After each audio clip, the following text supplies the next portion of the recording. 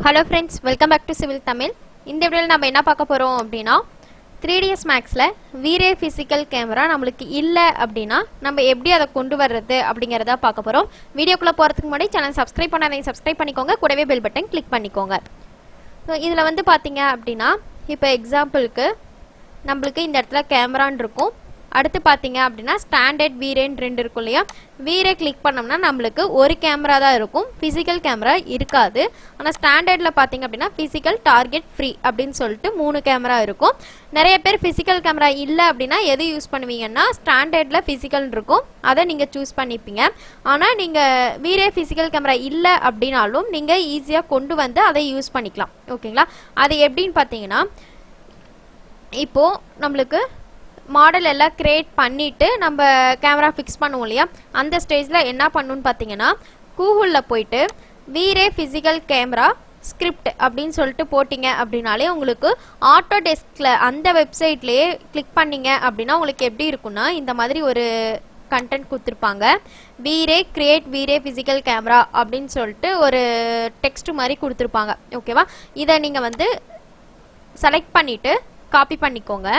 Copy பண்ணிட்டு 3dsmax குள்ள வந்துட்டு இந்த இடத்துல கீழே வந்து பாத்தீங்க அப்படின்னா இந்த இடத்துல நம்ம டைப் பண்ற மாதிரி இருக்கும். அதாவது நம்மளுக்கு லெஃப்ட் சைடு பாட்டம்ல, ஓகேங்களா, பாட்டம்ல டைப் பண்ற இடத்துல கீழே ஒயிட் கலர்ல இருக்கும். அதுல செலக்ட் பண்ணிட்டு அதை வந்து பேஸ்ட் பண்ணிடுங்க. ஓகேவா? ஸோ நம்ம அந்த இடத்துல காப்பி பண்ணோம் இல்லையா, அந்த டெக்ஸ்ட் எடுத்துட்டு வந்து இதுல காப்பி பேஸ்ட் பண்ணிட்டு என்டர் கொடுத்தீங்க அப்படின்னா உங்களுக்கு வந்து கேமரா இந்த மாதிரி உங்களுக்கு கிரியேட் ஆயிடும். ஓகேவா? இதுக்கப்புறம் பாத்தீங்க அப்படின்னா டிஃபால்ட்டாவே பாத்தீங்கன்னா இந்த மாதிரி தான் உங்களுக்கு டவுன்ல பார்த்த மாதிரி தான் கிரியேட் ஆகும். நீங்க அதுக்கப்புறம் உங்களுக்கு எந்த வியூல ஃபிக்ஸ் பண்ணணுமோ அந்த வியூல நீங்க ஃபிக்ஸ் பண்ணிக்கலாம். அதாவது ரொட்டேட் பண்ணிக்கலாம். அதே போல பாத்தீங்கன்னா நம்ம ஸ்டாண்டர்ட்ல எப்படி பிசிக்கல் கேமரா யூஸ் பண்றோமோ அதே போலதான். ஓகேங்களா? ஸோ இந்த மாதிரி நீங்க ரொட்டேட் பண்ணிக்கலாம்.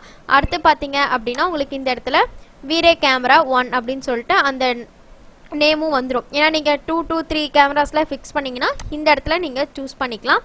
அடுத்து பார்த்தீங்கன்னா மாடிஃபைல போனீங்க அப்படின்னா பேசிக் பேராமீட்டர்ஸ் அப்படின்னு சொல்லிட்டு இருக்கும்.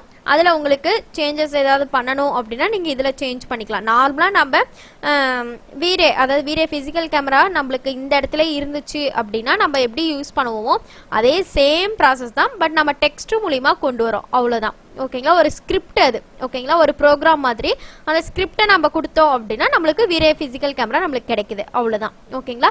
ஸோ இது கண்டிப்பாக எல்லாருக்கும் யூஸ்ஃபுல்லாக இருக்கும்னு நினைக்கிறேன். நீங்கள் மேக்ஸிமம் இல்லை அப்படின்னா இந்த மாதிரி நீங்கள் யூஸ் பண்ணிக்கலாம். ஜஸ்ட் காப்பி அண்ட் பேஸ்ட் பண்ணிங்கன்னா போதும், உங்களுக்கு அந்த கேமரா ஃபிக்ஸ் ஆகிடும்.